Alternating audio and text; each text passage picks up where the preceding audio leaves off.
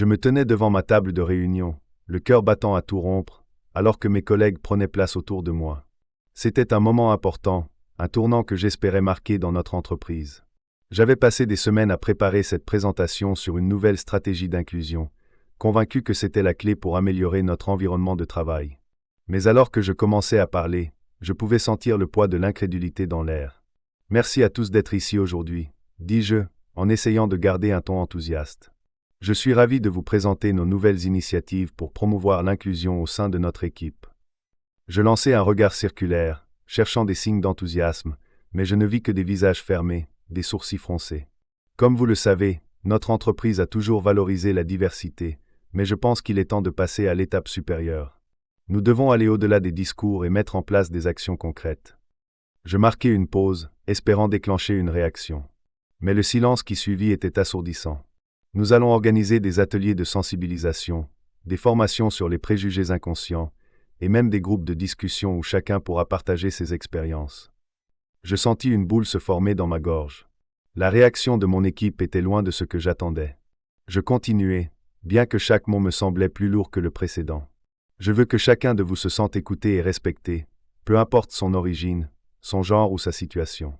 C'est en unissant nos forces que nous pourrons vraiment prospérer. À ce moment-là, je vis un échange de regards sceptiques entre mes collègues. L'un d'eux, François, plissa les yeux, comme s'il tentait de déchiffrer le sens de mes paroles. « Malik, c'est bien beau tout ça, mais… » commença-t-il, hésitant. « Ne penses-tu pas que ça pourrait créer des tensions ?» Je ressentis une vague de frustration. « Non, François, je pense que cela pourrait justement apaiser les tensions. » Je tentai de garder mon calme, mais les murmures dans la salle étaient comme des épines dans mon dos. « Je ne sais pas, je pense que les gens sont déjà assez sensibles à ce genre de choses. » Cette fois, c'était Claire qui s'exprimait, un mélange de doute et d'inquiétude dans sa voix. « Je comprends vos préoccupations, mais je vous assure que notre succès dépend de notre capacité à être inclusif. » Je me forçais à sourire, mais à l'intérieur, je me sentais de plus en plus isolé, comme si je parlais à un mur. La réunion s'acheva dans un silence pesant. Je sortis de la salle en laissant derrière moi un groupe de personnes qui semblaient plus préoccupées par leur propre confort que par l'avenir de notre entreprise. Alors que je marchais vers mon bureau, je pouvais sentir les regards sur moi, des jugements silencieux m'accompagnant. En rentrant chez moi ce soir-là, je ne pouvais pas me défaire de cette sensation de découragement. Je me posais 1000 questions. Devrais-je vraiment continuer à me battre pour le changement? Est-ce que mes efforts étaient vains? L'image de mes collègues, leurs visages fermés, me hantait. J'avais l'impression de porter tout le poids de leurs doutes et de leurs préjugés sur mes épaules. Je m'assis sur le canapé, les lumières tamisées éclairant la pièce d'une lueur douce. J'étais fatigué, mais ce n'était pas seulement la fatigue physique.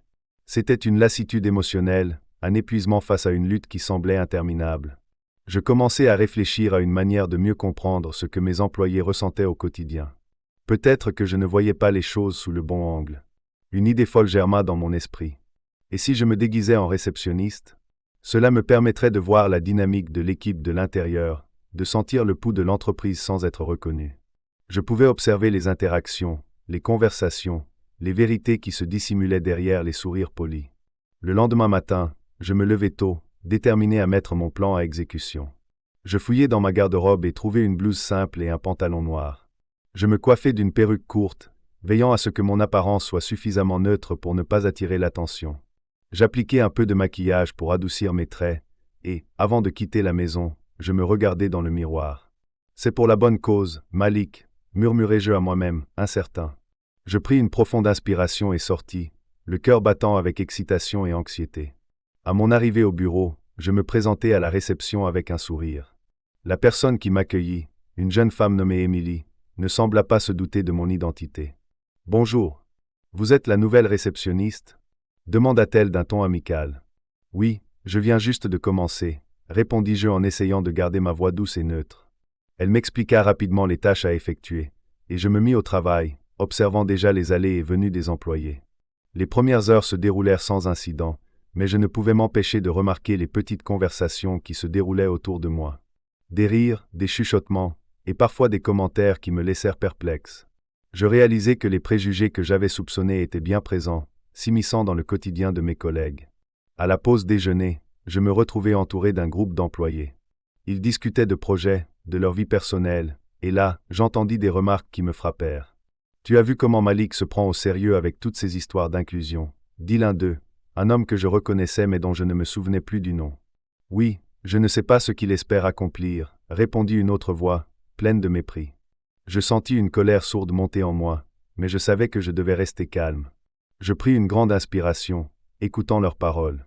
Dans ces moments-là, je compris que la route serait longue, mais je n'étais pas prêt à abandonner. Je devais voir jusqu'où cela me mènerait. Je me tenais là, derrière le comptoir de la réception, déguisé en une réceptionniste ordinaire. Mon cœur battait la chamade, une mélodie nerveuse qui résonnait dans ma poitrine.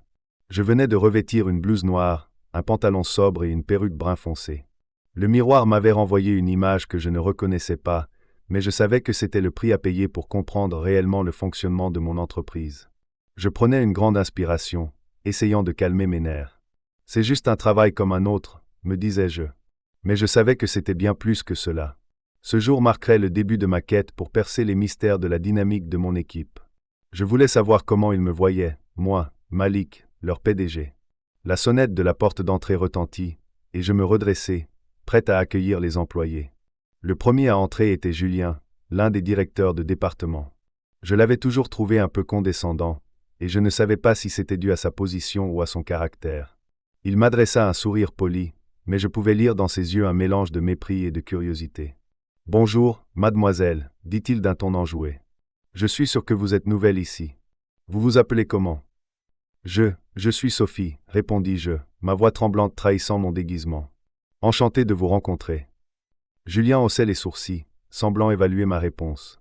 Eh bien, bienvenue dans notre petite famille. N'hésitez pas à me demander si vous avez besoin d'aide.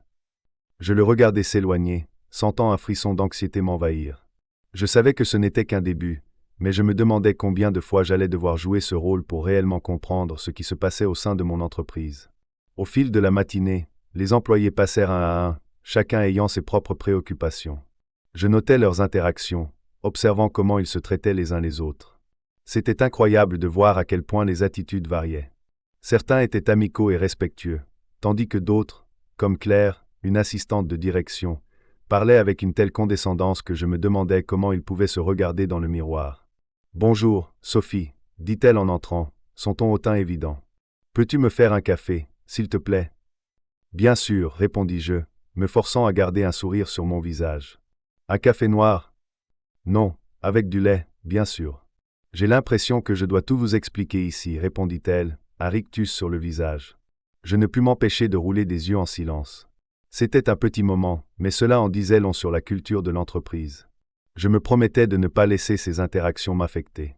Mon objectif était de comprendre, pas de me laisser emporter par des émotions négatives. Avec le temps, je remarquai un groupe d'employés qui se regroupaient régulièrement près de la machine à café. Ils riaient et plaisantaient, mais il y avait quelque chose d'inquiétant dans leur dynamique. J'avais entendu des rumeurs sur des blagues douteuses circulant au sein de l'équipe, mais je n'avais jamais eu de preuves concrètes. Je m'approchai discrètement, essayant d'écouter sans être remarqué. « Tu as vu comment Malik a changé la politique de l'entreprise ? Il devient de plus en plus difficile, disait l'un d'eux, un certain Pierre. On dirait qu'il essaie de plaire à tout le monde. C'est ridicule. » Je suis d'accord, répondit une autre employée, Sarah. Il pense qu'il peut changer les choses, mais au fond, il sait qu'il ne peut pas. C'est un rêveur. Leur rire résonnait avec une telle légèreté que je me sentais de plus en plus mal à l'aise. Ils parlaient de moi, sans savoir qui j'étais réellement. Je pensais avoir gagné le respect de mes employés, mais ces mots me frappèrent comme un coup de poing. Comment pouvaient-ils me percevoir de cette manière ? Je m'éloignais lentement, mon esprit tourbillonnant d'inquiétude. Je savais que j'étais confronté à des préjugés, mais je ne pensais pas qu'ils seraient si évidents, si déconcertants. Je me dirigeai vers le coin du bureau, prenant un moment pour respirer. J'avais besoin de me ressaisir. Ce que je faisais était pour le bien de tous, pour créer un environnement de travail où chacun se sentirait valorisé. La pause du déjeuner arriva, et je me retrouvai en train de préparer des repas pour quelques employés dans la salle de repos. Je me disais que cela pourrait être une bonne occasion d'interagir avec eux de manière plus informelle. Je m'assis à une table où un petit groupe discutait. Mon cœur battait encore la chamade, mais je voulais faire un effort pour me fondre dans le décor. « Alors, Sophie, qu'est-ce que tu penses de notre nouveau PDG ?» demanda l'un des employés, un jeune homme nommé Lucas. Je me forçai à sourire, même si je me sentais comme un imposteur. Je pense qu'il a de bonnes intentions. Il essaie d'apporter des changements. Des changements ? Il ne fait que compliquer les choses, se plaignit un autre, un certain David. Je n'ai jamais vu quelqu'un qui se prend autant au sérieux. Parfois, il devrait juste laisser les choses comme elles sont. À cet instant, je réalisais à quel point la perception de Malik était biaisée. Il ne voyait pas les efforts que je déployais pour faire évoluer l'entreprise. Je me rendis compte que je devais faire preuve de patience. Peut-être que ces préjugés étaient le résultat d'un manque de compréhension, et qu'il me fallait du temps pour changer leur perspective. En fin de journée, alors que je rangeais mon espace de travail, je vis ce groupe d'employés se regrouper à nouveau, discutant à voix basse. Intrigué, je m'approchai discrètement, essayant de capter leur conversation. « Franchement, je ne sais pas ce qu'il a dans la tête, » disait Pierre. « Il pense qu'il peut juste imposer des règles et que tout le monde va le suivre. C'est un vrai défi, ce Malik. » Je me sentais piqué par leurs mots, comme des flèches acérées. Ils ne comprenaient pas que je travaillais pour leur bien. Je me demandais combien de temps il me faudrait pour briser cette image négative, et surtout, combien de temps avant qu'ils ne découvrent qui j'étais vraiment. Je quittais le bureau ce jour-là avec un mélange de frustration et de détermination.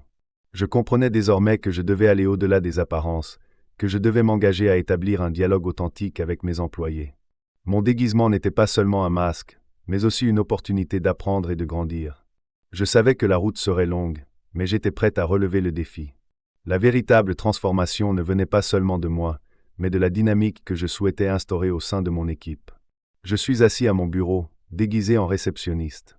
Le bruit apaisant des claviers et des conversations s'épanouit autour de moi, mais je me sens de plus en plus comme un intrus dans cet environnement. Mon cœur bat un peu plus vite à l'idée de ce qui va se passer durant cette pause café. Je sais déjà que je vais entendre des choses qui me dérangent, mais j'ai besoin de comprendre. J'ai besoin de connaître la vérité sur mon entreprise, sur mes employés. C'est le moment de la pause. Les employés affluent vers la salle de repos, leur rire et leur voix se mêlant à l'odeur du café. Je me tiens là, derrière le comptoir, me fondant dans le décor, attendant que la conversation prenne forme. Je fais semblant d'organiser des dossiers, mais je suis vraiment là pour écouter, pour observer. « Tu as entendu parler de Malik ?» demande une femme. Son ton moqueur ne me surprend pas. Je l'ai croisé plusieurs fois dans les couloirs. Elle a ce type de rire qui fait que les gens se regroupent autour d'elle, attirés par sa personnalité flamboyante. Bien sûr, répond un autre employé, un homme avec une chemise à carreaux. Je ne sais pas ce qu'il fume, mais il pense qu'on va tous l'écouter comme des moutons. Je ne peux pas croire qu'il a encore cette idée d'inclusion. C'est une perte de temps. Je sens mon estomac se nouer. Chaque mot qu'il prononce est comme un coup de poignard. Je m'efforce de garder mon expression neutre, de ne pas laisser transparaître ma colère. Il devrait juste se concentrer sur les résultats, pas sur ces conneries d'inclusion, ajoute-t-il avec désinvolture. Des rires éclatent autour de moi, et je me mords la langue pour ne pas intervenir. Je veux comprendre, je veux voir jusqu'où va leur mépris. C'est comme si, en dénigrant mes idées, ils dénigraient une partie de moi. Un homme plus âgé, assis à l'extrémité de la table, se penche en avant. Et dis-moi, t'as vu cette nouvelle réceptionniste? Elle doit être la plus moche de tous les temps. J'espère que Malik ne va pas la garder longtemps. Les rires fusent à nouveau. Je me sens mal à l'aise, comme si je venais de me faire cracher au visage. Tu sais comment il est, répond une femme avec un sourire narquois. Il a toujours eu un faible pour les gens qui ne lui ressemblent pas. Ça ne m'étonnerait pas qu'il l'embauche juste pour faire joli. Je décide que je ne peux pas rester silencieux plus longtemps. Vous savez, c'est vraiment décevant d'entendre cela, dis-je, ma voix tremblante d'émotion. Ils se retournent tous vers moi, surpris. Ma voix n'a pas le même poids qu'ils pourraient penser. Je suis juste le réceptionniste dont ils parlent. Mais je dois dire quelque chose. Qu'est-ce que tu en sais, toi, lance le type à la chemise à carreaux, un sourire moqueur sur le visage. Je suis ici pour faire mon travail, tout comme vous, répliquai-je, essayant de garder un ton calme. Mais vous devriez réfléchir à la façon dont vous parlez des gens. Cela en dit long sur vous. Je me rends compte que j'ai ouvert la boîte de Pandore. L'atmosphère devient tendue. Leurs rires se sont tus, mais je sais que cela ne changera rien. Ils vont continuer à parler dans mon dos, à alimenter ces préjugés qui semblent si profondément ancrés. Après cette pause, je retourne à ma tâche. Je me force à sourire, à ne pas montrer que je suis blessé par ce que j'ai entendu. Je regarde les employés passer, et je me demande comment ils peuvent être si aveugles aux souffrances des autres. Je me souviens de mes débuts, des luttes que j'ai dû affronter pour arriver là où je suis aujourd'hui. Mais tout cela semble futile maintenant. C'est alors que je croise Aïssa, une jeune femme qui travaille dans le marketing. Elle a toujours été réservée, mais il y a quelque chose dans son regard qui me dit qu'elle a beaucoup à partager. Je l'invitai à s'asseoir à côté de moi. « Comment ça va, Aïssa ?» Elle sourit timidement. Je fais de mon mieux. Mais parfois, c'est difficile. J'ai l'impression que mes idées ne sont jamais prises au sérieux. Je hoche la tête, l'encourageant à continuer. Il y a beaucoup de gens comme ça ici. Ils ne voient pas au-delà des apparences. Oui, surtout quand il s'agit de promotion, soupire-t-elle. Je travaille dur, mais je vois des collègues qui obtiennent des postes juste parce qu'ils sont dans le bon groupe ou qu'ils connaissent les bonnes personnes. C'est frustrant. Je sens mon cœur se serrer. J'ai entendu cela à maintes reprises, mais l'entendre de la bouche d'Aïssa me touche particulièrement. Et que veux-tu faire? Quel est ton rêve? J'aimerais vraiment évoluer, mais je ne sais pas si c'est possible ici. J'ai vu des gens comme moi se faire ignorer, et je crains que ce soit mon destin aussi, dit-elle avec tristesse. Ne laisse pas les autres te définir. Tu as la valeur de t'élever, lui dis-je, bien que je sois moi-même en quête de ces réponses. Et je suis sûr que tu as beaucoup à offrir. Parfois, il suffit de trouver le bon moment pour briller. Nous continuons à discuter, et je sens que je tisse un lien. Chaque mot qu'elle prononce me rappelle à quel point il est crucial de changer la culture de l'entreprise. Des voix comme la sienne doivent être entendues. Nous parlons de ses projets, de ses aspirations, et je réalise à quel point elle est passionnée. C'est une jeune femme pleine de potentiel. À la fin de notre conversation, je suis plus déterminé que jamais. Je dois faire quelque chose pour ses employés, pour Aïssa, pour tous ceux qui se sentent marginalisés. La dynamique au sein de cette entreprise est toxique, et il est temps d'agir. Je me tenais derrière le comptoir de la réception, mon cœur battant la chamade. La lumière du matin filtrant à travers les grandes fenêtres baignant la pièce d'une douce clarté. Chaque son, chaque voix qui résonnait dans le hall me rappelait que j'étais là pour une raison bien précise, découvrir la vérité sur mon entreprise et sur mes employés. Mais ce que je ne savais pas, c'était à quel point cette vérité serait douloureuse. Aïssa, la jeune collègue pleine d'espoir, était assise dans un coin, feuilletant des documents. Je l'observais discrètement, notant chaque mouvement, chaque expression de son visage. Elle avait partagé son rêve de gravir les échelons, mais maintenant, je commençais à comprendre que ce rêve était entravé par des barrières invisibles mais bien réelles. En l'écoutant, je me remémorais mes propres luttes, les doutes qui m'avaient assailli dans ma carrière. Je m'approchai d'elle, feignant une tranquillité que je ne ressentais pas. « Bonjour, Aïssa. Comment ça va aujourd'hui » demandai-je en prenant un ton amical. Elle leva les yeux, surprise de me voir là. « Oh bonjour. Ça va, merci. Juste, encore une journée de travail. Vous avez l'air préoccupé. Tout va bien ?» insistai-je, essayant de lui donner l'impression que je m'intéressais réellement à elle. C'est juste, je me demande si je vais avoir l'opportunité d'évoluer ici. J'ai l'impression que mes efforts ne sont pas vraiment reconnus, vous savez. Sa voix était teintée d'une frustration palpable. Je me sentais de plus en plus mal à l'aise. Vous méritez d'être reconnu. Votre travail est excellent. Elle secoua la tête, un sourire amer sur les lèvres. Merci, mais c'est difficile de rester motivé quand on voit des gens avec moins de compétences obtenir des promotions juste parce qu'ils plaisent à la bonne personne. Je la regardai, mon cœur se serrant. Comment avais-je pu ne pas voir cela plus tôt? En tant que PDG, j'avais une responsabilité envers chacun d'eux, et la réalité de la discrimination qui régnait dans mon entreprise me frappait de plein fouet. Quelques heures plus tard, en observant les allées et venues des employés, j'entendis deux collègues discuter à voix basse. Ils ne semblaient pas se rendre compte que je pouvais les entendre. « Tu as entendu ce qui est arrivé à Samira » dit l'un d'eux. « Oui, c'est faux. Elle a été licenciée sans raison valable, tout ça parce qu'elle a osé contester une décision de notre manager. »« C'est vraiment injuste, » répondit l'autre. Mon cœur se serra à la mention de Samira. J'avais entendu son nom dans les couloirs, mais je n'avais pas réalisé l'ampleur de la situation. Comment avais-je pu laisser cela se produire dans mon entreprise? Je me levai, déterminé à en apprendre davantage. Je trouvai Samira dans la salle de repos, assise seule, l'air abattu. Je m'approchai d'elle. « Bonjour Samira. Puis-je vous parler un moment ?» Elle leva les yeux, surprise. « Bien sûr, mais qui êtes-vous exactement ?»« Je suis juste un réceptionniste, mais je me soucie de ce qui se passe ici. » répondis-je, tentant de donner une voix à l'empathie que je ressentais. « Eh bien, si vous voulez savoir, j'ai été licencié parce que j'ai osé défendre mes idées. »« Il ne supporte pas la remise en question, » dit-elle, sa voix tremblante de colère. « C'est inacceptable, déclarai-je, ma détermination grandissant. Vous méritez d'avoir votre chance. » Elle me regarda, un mélange de gratitude et de désespoir dans ses yeux. « Merci, mais je ne sais pas si cela changera quoi que ce soit. » « Je promets que je vais faire en sorte que ça change, » dis-je, me rendant compte que chaque témoignage que j'entendais renforçait ma détermination à agir. Je ne pouvais plus rester passif. Plus tard dans la journée, Alors que je rangeais des documents, je croisai Aïssa à nouveau. Elle avait l'air préoccupée, comme si elle portait le poids du monde sur ses épaules. Je décidai d'aborder le sujet qui me taraudait. Aïssa, je voulais te demander, as-tu déjà pensé à parler de tes préoccupations avec quelqu'un de la direction? Elle soupira. J'ai essayé, mais cela ne mène à rien. Ils écoutent, mais rien ne change vraiment. Je comprends. Mais je veux que tu saches que je suis ici pour t'écouter. Je veux savoir comment je peux t'aider. Elle me regarda, les larmes aux yeux.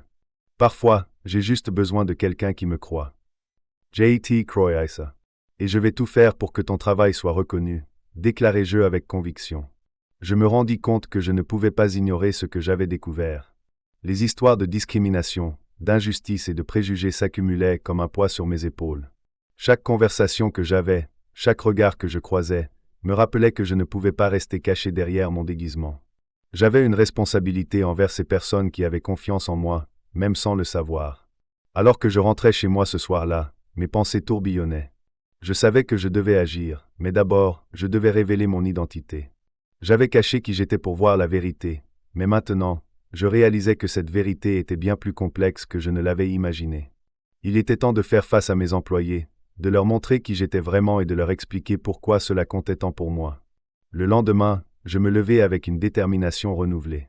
Je savais que mon entreprise avait besoin de changements profonds, et je commençais par moi-même. Je me préparais à révéler ma véritable identité, à briser le mur entre nous. Je voulais qu'ils sachent que je me battais pour eux, non seulement en tant que PDG, mais en tant qu'humain. Alors que je m'apprêtais à entrer dans le bureau, je sentais l'angoisse et l'excitation se mélanger en moi. Je savais que ce que j'allais dire pouvait changer le cours de notre entreprise, mais j'étais prêt à prendre ce risque. Je me tenais là, devant la salle de réunion, mon cœur battant à tout rompre. J'avais pris la décision de révéler ma véritable identité, une décision qui, je le savais, allait bouleverser l'ensemble de l'entreprise. Lorsque j'ai poussé la porte, tous les regards se sont tournés vers moi, un mélange de surprise et de confusion sur leurs visages. La salle était silencieuse, l'atmosphère tendue comme un fil. « Bonjour à tous », ai-je commencé, ma voix tremblante mais déterminée. « Je suis Malik, le PDG de cette entreprise. » Le choc dans la pièce était palpable. Des murmures s'élevèrent, des regards incrédules échangés. Je pouvais voir certains employés se tourner vers leurs collègues, cherchant des réponses à des questions qu'ils n'osaient pas formuler. J'ai pris une profonde inspiration avant de continuer. Vous ne le saviez pas, mais je suis ici depuis quelques jours déguisé en réceptionniste. J'ai voulu comprendre ce que vous pensiez vraiment de moi et de notre entreprise. Et ce que j'ai découvert m'a profondément choqué. Les réactions étaient variées. Certaines personnes semblaient embarrassées, d'autres en colère. Pierre, un des employés les plus influents, a ouvert la bouche, mais aucun son n'est sorti. Je pouvais lire dans ses yeux une peur palpable, une peur de voir ses privilèges menacés. « Malik, pourquoi avez-vous fait cela ?» a finalement demandé Clara, une collègue que j'avais appris à apprécier. Sa voix était douce, mais j'ai ressenti une tension sous-jacente. « Ne pouviez-vous pas simplement nous parler ?»« Parce que je ne serais jamais entendu autrement, » ai-je répliqué, ma voix plus ferme. En tant que PDG, je suis souvent perçu comme distant, comme quelqu'un qui ne comprend pas vos luttes quotidiennes. Je voulais voir par moi-même. Une autre voix, celle de Julien, a interrompu. « Et qu'avez-vous trouvé, Malik ? Vous pensez vraiment que vous pouvez nous juger après avoir passé si peu de temps ici ? » Ce n'est pas une question de jugement, Julien, ai-je répondu calmement. C'est une question d'empathie. J'ai vu des comportements que je n'aurais jamais cru possibles dans notre entreprise. Des blagues racistes, des attitudes condescendantes, des collègues marginalisés. J'ai vu Aïssa, par exemple, se battre pour être entendue, pour avoir la reconnaissance qu'elle mérite. À ce moment-là, j'ai aperçu Aïssa, assise au fond de la salle, son visage blême. Je savais qu'elle avait été la cible de commentaires désobligeants, mais je n'avais jamais imaginé l'ampleur de sa douleur. Elle était une étoile montante, pleine de potentiel, mais le climat toxique de notre entreprise l'étouffait. « Malik, c'est injuste de nous faire porter le chapeau », a rétorqué Pierre, visiblement agacé. « Nous sommes tous ici pour travailler, pas pour nous faire juger. » « Je ne vous juge pas, Pierre. Je veux que nous ayons une conversation honnête sur ce qui se passe ici, sur les préjugés que nous avons tous. Ce n'est pas facile à entendre, mais c'est nécessaire. » Le silence s'est installé à nouveau, mais cette fois, il était chargé d'une tension différente. Je pouvais voir que certains employés commençaient à réfléchir, à se questionner. Je savais que c'était un premier pas, mais je devais aller plus loin. Je propose que nous mettions en place un programme de formation sur la diversité et l'inclusion, ai-je déclaré, observant les expressions sur les visages de mes collègues. Nous devons apprendre à reconnaître nos préjugés, à les confronter, et à nous engager à changer. Mais pourquoi devrions-nous changer? A demandé une autre voix, celle de Martin, un employé qui avait toujours semblé sceptique vis-à-vis des initiatives de changement. Nous avons toujours fait notre travail comme ça. Pourquoi maintenant? Parce que les temps changent, Martin, ai-je répondu, me forçant à garder mon calme. Et parce que notre entreprise doit évoluer. Si nous voulons réussir, nous devons être inclusifs, non seulement en parole mais aussi en actes. L'angoisse dans la pièce était palpable. Certains employés se regardaient furtivement, d'autres baissaient les yeux, visiblement mal à l'aise. J'ai réalisé que je devais leur donner plus que des mots. Je devais leur montrer que ce changement était possible, qu'il ne s'agissait pas seulement de moi, mais de nous tous. Je comprends que cela puisse être difficile à accepter, ai-je poursuivi, prenant un ton plus empathique. Mais je vous demande de faire un pas en avant, de vous engager à participer à cette transformation. Nous avons tous quelque chose à apprendre les uns des autres. Clara a levé la main, hésitante. Malik, si nous faisons cela, que se passera-t-il pour ceux qui ne veulent pas changer? C'est une bonne question, Clara, ai-je répondu. Je crois qu'il faut que nous ayons une discussion ouverte. Si certains d'entre vous ne sont pas prêts à changer, nous devrons en parler. Mais je suis convaincu que la majorité d'entre vous veut un environnement de travail où chacun se sent respecté et valorisé. Un murmure d'approbation a traversé la salle. Je pouvais voir que certains employés commençaient à se redresser, à montrer un intérêt. C'était un signe positif, même si la route serait encore longue. Je suis prêt à travailler avec chacun d'entre vous, ai-je déclaré avec détermination. Ensemble, nous pouvons construire un environnement de travail qui reflète nos valeurs, diversité, inclusion et respect. Je me suis arrêté un instant, cherchant à capter le regard de chacun. Puis, j'ai ajouté, je vous remercie de m'avoir écouté. Je veux que vous sachiez que je suis ici pour vous, que je suis prêt à entendre vos préoccupations et à apprendre de vos expériences. La réunion s'est terminée dans un murmure d'incertitude, mais également d'espoir. Je savais que le chemin serait semé d'embûches, mais je sentais aussi que quelque chose avait commencé à changer. Les premiers pas étaient souvent les plus difficiles, mais je croyais fermement que nous pouvions bâtir quelque chose de meilleur ensemble. Je me tenais là, caché derrière mon bureau de réceptionniste, le cœur battant. À cet instant-là, la tension dans l'air était palpable. Je venais de découvrir, par une oreille attentive, que Pierre, un des membres de mon équipe, était en train de tramer quelque chose de malveillant contre Aïssa. Je n'avais jamais pu imaginer qu'un collègue, quelqu'un qui partageait notre espace de travail, pourrait se livrer à une trahison aussi vile. Encore une fois, cette Aïssa, elle pense qu'elle peut jouer dans la cour des grands, mais elle ne fait que nous ralentir, avait dit Pierre, en ricanant. Je pouvais voir le dédain sur son visage, ses yeux pleins de mépris. Il tenait entre ses mains des documents qu'il prétendait être des preuves de l'incompétence d'Aïssa. Mon cœur se serra. Il n'avait aucune idée que le réceptionniste qu'il méprisait tant était en réalité Malik, son patron. Je me levai lentement, mon esprit en émoi. Devais-je intervenir tout de suite ou attendre le bon moment pour exposer la vérité? Je décidai de rester dans l'ombre un peu plus longtemps, d'écouter et d'enregistrer tout ce qu'il disait. Chaque mot, chaque accusation, chaque ricanement était désormais gravé dans ma mémoire. Plus tard, lorsque l'heure de la réunion arriva, l'atmosphère était chargée de tension. Je savais que c'était le moment de révéler la vérité. En regardant autour de moi, je pouvais voir que les visages de mes collègues étaient marqués par l'inquiétude, et je me demandais s'ils avaient déjà eu vent des manigances de Pierre. Je pris une grande inspiration et me levai. Bonjour à tous, commençai-je, ma voix résonnant dans la salle. Avant que nous ne poursuivions avec les sujets prévus, j'aimerais aborder un point qui, je crois, mérite notre attention. Les murmures s'élevèrent, et je pouvais sentir les regards curieux se poser sur moi. J'avais leur attention, mais je savais que je devais agir prudemment. Je sortis mon téléphone de ma poche, le cœur battant à tout rompre. Hier, j'ai entendu quelques discussions qui m'ont profondément troublé. J'aimerais que vous écoutiez ceci, dis-je, en lançant l'enregistrement que j'avais fait de Pierre. Les voix de Pierre et de ses complices résonnèrent dans la salle, chaque insulte, chaque accusation contre Aïssa. Le silence se fit, et je vis l'expression sur le visage de Pierre se transformer, passant de la confiance à la panique. « Qu'est-ce que c'est que ça » balbutia-t-il, visiblement pris au dépourvu. « Ce que vous entendez, Pierre, c'est une trahison. Vos tentatives de discréditer Aïssa sont non seulement immorales, mais elles sont également inacceptables dans notre entreprise, déclarai-je, ma voix ferme. Je pouvais sentir l'énergie changer dans la pièce, une onde de choc se propageant parmi mes collègues. Malik, ce n'est pas ce que tu penses, tenta-t-il de se défendre, mais je ne lui laissai pas le temps de poursuivre. Je pense que nous devons parler de nos valeurs ici. Nous avons discuté d'inclusion, de respect et d'empathie, mais comment pouvons-nous prétendre y croire si nous laissons des comportements comme le vôtre persister? Demandai-je, en m'adressant à l'ensemble de l'équipe. Les murmures reprirent, et certains collègues baissèrent les yeux, visiblement mal à l'aise. Je pouvais voir qu'Aïssa, qui était assise au fond de la salle, regardait la scène avec des yeux écarquillés. « Aïssa, dis-je, me tournant vers elle. Je suis désolé que tu aies dû faire face à cela. Tu es une employée précieuse, et il est temps que nous le reconnaissions. » À ce moment-là, l'espace se transforma. Les collègues commencèrent à murmurer des mots de soutien pour Aïssa, et je pouvais entendre des phrases comme « c'est vrai » et « il a raison ». Pierre, quant à lui, était acculé. « Je n'ai pas fait ça », s'écria-t-il, mais il savait que son jeu était terminé. « Pierre, je dois te dire que ta position ici n'est plus tenable, déclarai-je, en me redressant. Je t'annonce ton renvoi. » Il ouvrit la bouche, choqué, mais aucun mot ne sortit. Les collègues autour de lui échangèrent des regards, certains affichant un mélange de soulagement et d'incrédulité. J'avais pris la décision qu'il fallait, une décision basée sur l'intégrité et le respect de chacun.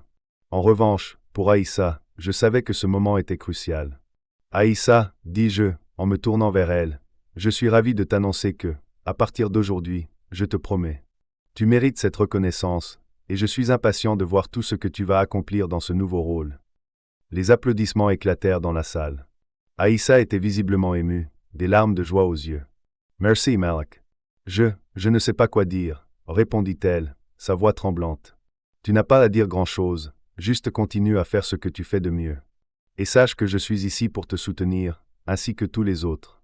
Nous allons travailler ensemble pour faire de cette entreprise un endroit où chacun se sent respecté et valorisé, » dis-je, déterminé. À cet instant, je sentis une vague de fierté m'envahir. Je savais que le chemin serait encore long, mais nous avions fait un pas décisif vers un changement réel. Je me tenais devant mon équipe, unie par une nouvelle compréhension, un nouvel engagement envers l'inclusion et le respect. En lançant un programme de mentorat, je savais que nous avions la possibilité de transformer cette entreprise, de faire en sorte que chaque voix soit entendue. Je regardais autour de moi, contemplant les visages de mes collègues, et je réalisais que nous étions enfin sur la voie d'une véritable collaboration.